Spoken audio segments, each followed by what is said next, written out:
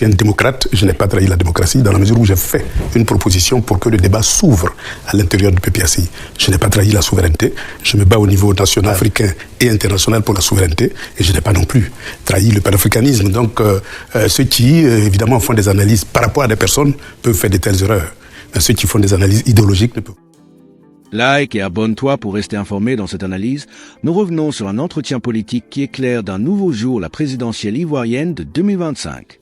Le candidat aborde le droit à la différence, la souveraineté nationale, la démocratie interne et l'évolution des mentalités citoyennes. Il met en avant un point clé. Les indépendants représentent désormais une force politique que personne ne peut ignorer. Il confirme également sa candidature, tout en soulignant que le jeu démocratique doit rester ouvert, transparent et basé sur les idées. Dans cette vidéo, nous allons décrypter ces positions, leur cohérence et ce qu'elles pourraient changer en 2025. En 2020, on était dans une situation presque similaire. Plusieurs candidatures avaient été retenues, dont les plus illustres, celle d'Henri Konan Bédié, fait le président du PDCI-RDA, celle de Pascal Affi-N'Guessan et bien d'autres, notamment Kouadio Konan-Bertin. Les deux précités ont décidé finalement de boycotter la présidentielle et on a eu une affiche entre le président Ouattara et Kouadio Konan-Bertin. Certains se disent, Awadon Melo, s'il n'a pas le soutien de Laurent Gbagbo, de Tidiane Thiam ou encore de Pascal Affi-N'Guessan, il se retirerait avant le 25 octobre. Réagissez. Vous savez, le deuxième parti le plus puissant, c'est les indépendants. Si vous vous référez aux élections locales, vous verrez que c'est les indépendants qui ont ravi la première place dans l'opposition.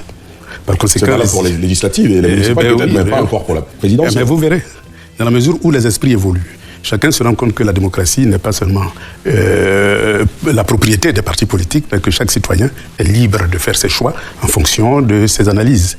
Moi, je parcours la Côte d'Ivoire, je vais un peu partout, je vois comment les Ivoiriens réagissent.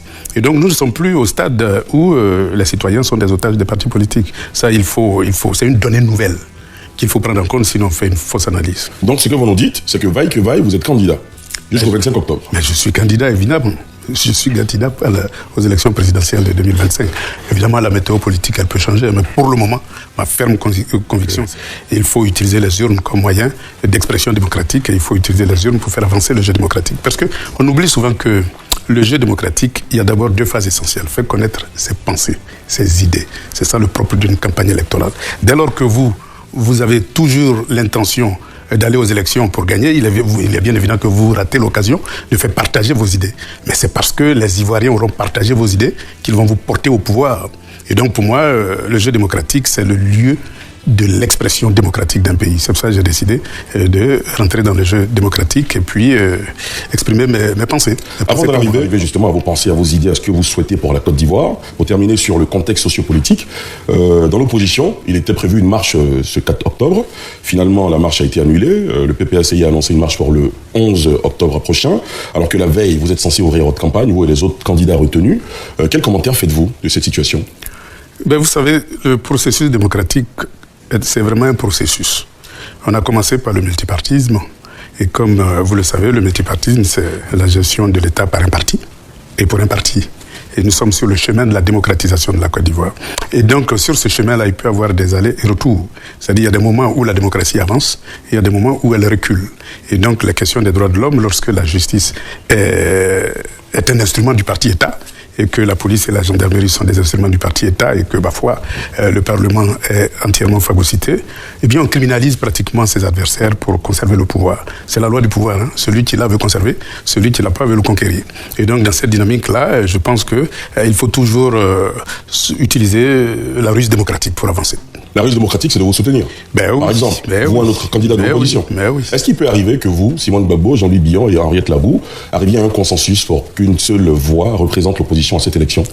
Tous les schémas sont possibles dans la mesure où... Le jeu est ouvert. Oui, le jeu est ouvert. Simone et moi, nous partageons parfaitement la même vision de la société, le même parcours politique et la même idéologie. Et donc, nous sommes interchangeables pourvu qu'on puisse échanger pour voir quelle attitude il faut avoir vis-à-vis des élections. Et donc, nous avons amorcé la discussion parce que j'étais absent. Et donc, nous continuons de discuter. Alors, certains vous reprochent aussi d'avoir été longtemps absent en Côte d'Ivoire, pour vos fonctions notamment de représentation des BRICS. À cela, qu'est-ce que vous répondez ? Parce qu'ils estiment que quand on est longtemps absent, ce qu'ils ont reproché notamment au président du PDCI-RDA, c'est qu'on ne maîtrise pas les réalités des Ivoiriens. C'est une erreur grave. Je suis sur le terrain politique depuis 83. Je crois que je ne suis pas resté les bras croisés depuis 83 jusqu'à aujourd'hui. J'ai parcouru la Côte d'Ivoire. J'étais à l'aube du multipartisme, où j'étais responsable de la délégation du Zinkomwe, où j'ai pu tisser d'énormes relations politiques. La preuve, c'est que la commune de Bongouano a été l'une des premières communes à avoir un maire FPI. Ça, c'est l'activité principale que nous avons menée et qui a conduit à ce résultat-là. Et donc, depuis longtemps, je suis sur la scène politique, même quand j'étais en exil. Eh bien, je continuais de travailler sur la scène politique à travers des jeunes, à travers des adultes, à travers des personnes de gauche avec qui j'avais toujours des échanges. Et en même temps, on essayait l'avenir. Et donc, je suis absent, mais avec les nouvelles technologies, on n'est jamais loin. Vous parlez de votre candidature et de vos idées. Alors, votre idée est portée par le concept de souveraineté économique, principalement. Oui. Qu'est-ce que vous entendez par la souveraineté économique? Vous savez, il y a eu l'Afrique de Berlin. C'est-à-dire en 1884, les grandes puissances se sont réunies et puis ils ont partagé l'Afrique en plusieurs enclos, dont la Côte d'Ivoire. Ce n'est pas nous qui avions choisi le nom, c'est eux qui l'ont choisi, avec pour seul objectif de extraire des matières premières et donc et nous vendre des produits finis. C'était la loi disons du colonialisme, et cette loi du colonialisme était garantie par deux instruments fondamentaux. L'armée coloniale, qui n'est pas venue par négociation, qui est venue par agression pour prendre possession d'un territoire. Et puis la monnaie, qui nous prive de nos épargnes, de nos réserves en devises, et qui, ma foi, nous empêche d'utiliser nos devises pour investir dans des secteurs que nous-mêmes nous choisissons. Donc ces deux instruments-là font que, ma foi, la Côte d'Ivoire et l'Afrique, généralement, n'ont pas pu décoller. Et puis il y a un troisième élément qui s'est ajouté, c'est le contrat de concession. Vous savez, on prend une mine d'or, on concède à une multinationale. La Côte d'Ivoire à 5-10%, et puis la multinationale à 90%. C'est comme le gaz, c'est comme le pétrole, c'est comme le cacao. Même le cacao, les licences sont inaccessibles aux producteurs même du café et du cacao, compte tenu des cautions énormes qu'on demande. Et donc, les paysans sont expropriés de leurs produits. Et donc, tous ces rapports asymétriques-là ont été construits à l'époque coloniale. Aujourd'hui, ça a évolué entre-temps. Ça a évolué, mais ça n'a pas encore atteint un niveau où on peut parler de plein emploi. Parce que, vous savez, aujourd'hui, il y a beaucoup d'Ivoiriens dans le système scolaire. On a près de 8 millions de jeunes, de CP1 jusqu'à l'université. Et chaque année, on a 400 000 diplômés. Et sur les 400 000 diplômés, il n'y a que 100 000 qui trouvent un emploi moderne et durable. Les autres se débrouillent dans le secteur informel et en exil. Et donc, il est temps de changer de rapport de production entre l'Occident, qui nous a colonisés, et l'Afrique qui a été colonisée. Et cette action, c'est de passer de l'économie des matières premières à une économie industrialisée de matières grises, où on peut absorber l'ensemble des jeunes qui sortent de l'école. Donc la souveraineté est un impératif catégorique si nous voulons sauver la jeunesse et si nous voulons même transformer l'école. Parce que vous savez, les écoles aujourd'hui, c'est à l'image de l'école coloniale, c'est-à-dire on délivre des diplômes, mais il n'y a aucune qualification. Je prends l'exemple toujours d'un diplômé de mécanique. Au tableau, il est excellent. Mais vous le mettez devant un moteur et il ne sait même pas comment faire pour démonter un moteur. Ça, c'est être diplômé sans qualification. Nous devons changer cette logique-là pour passer des diplômes à la qualification, c'est-à-dire le savoir-faire et le savoir-faire faire. Alors, ça fait beaucoup d'idées que vous entremêlez, qui s'entrechoquent dans ce premier développement-là. Awa Domelo, installé au palais présidentiel, ce serait quoi les premières décisions, si vous en aviez 3? La première décision, c'est d'abord une loi d'amnistie pour apaiser la vie politique. Parce que vous savez, le multipartisme a engendré beaucoup de frustrations, beaucoup d'arrestations, beaucoup de personnes qui ont été exclues de la compétition électorale ou qui sont encore en exil ou en prison. Donc il faut une loi d'amnistie pour apaiser le climat politique et le climat social. Et donc après... Il y a eu des lois d'amnistie par le passé. Est-ce que vous pensez que ça produit l'effet escompté, tel que vous le décrivez?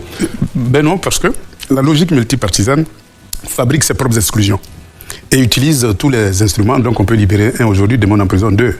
Toujours dans la même logique du parti État. Donc l'amnistie ne réglerait pas le problème. Justement, c'est pour cela qu'il faut un État démocratique. Et donc, pour moi, la démocratie de l'État de Côte d'Ivoire est une nécessité. Et elle passe par la création d'une institution d'inclusion, c'est-à-dire ce que j'ai appelé le Conseil des sages, qui serait, je vais dire, le reflet de l'ensemble des forces politiques, mais aussi des anciens chefs d'État. Et ce Conseil des sages-là va permettre d'avoir une commission électorale indépendante, forcément, puisqu'on va lui soumettre, je vais dire, la commission électorale, on va lui soumettre tout ce qui est république, c'est-à-dire la justice, etc., pour que les juges soient suffisamment neutres, parce que choisis d'une manière consensuelle, et que la liste électorale soit neutre, parce que choisi d'une manière consensuelle, et que le découpage électoral ne soit pas asymétrique au profit du parti au pouvoir. Donc tous les instruments qui divisent la Côte d'Ivoire doivent faire l'objet d'un consensus national. Et c'est comme ça qu'on peut créer les conditions du jeu démocratique, c'est-à-dire où il y a un arbitre, et puis la République fonctionne normalement, et les libertés démocratiques sont garanties par une justice indépendante. Et dans ce système-là, qui aurait l'opportunité de la nomination des membres du Conseil d'État, c'est le président de la République. Ben forcément, ça reviendrait à la case départ. Non, parce que les anciens chefs d'État, c'est pas moi qui les ai nommés chefs d'État.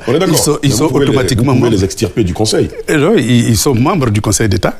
Du Conseil des sages, voilà. Et puis les partis politiques les plus influents, ceux qui sont représentés au Parlement, et puis vous avez la communauté religieuse et traditionnelle qui est là, et puis vous avez des leaders de la société civile qui peuvent être choisis pour être membres du comité des sages. L'essentiel, c'est qu'on ait une démocratie inclusive et que le jeu démocratique soit l'affaire de chaque différence, parce que c'est la synergie des différences qui fait le jeu démocratique et non l'exclusion. Dans votre développement sur la souveraineté économique, vous avez touché du doigt une question que vous évoquez souvent, la monnaie, le franc CFA. Exactement. Vous, une fois à la tête de la Côte d'Ivoire, vous engagerez une nouvelle réforme de cette monnaie?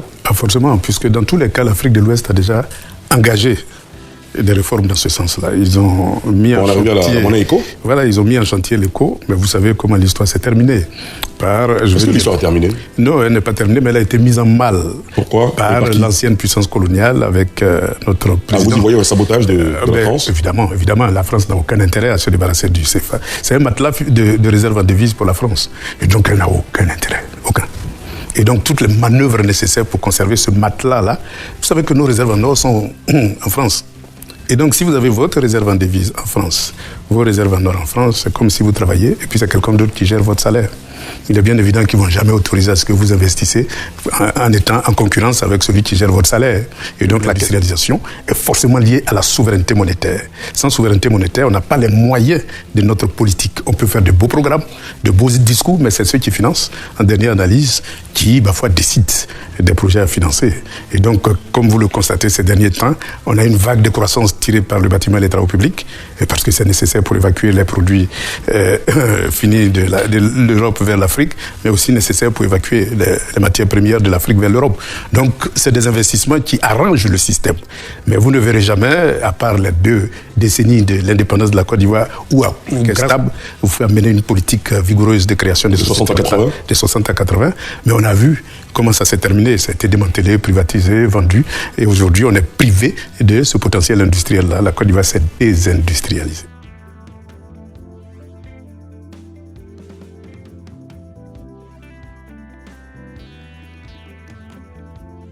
Merci d'avoir suivi cette analyse. À présent, c'est à toi de réagir. Que penses-tu du rôle des indépendants dans la présidentielle 2025? Le droit à la différence peut-il transformer le paysage politique ivoirien?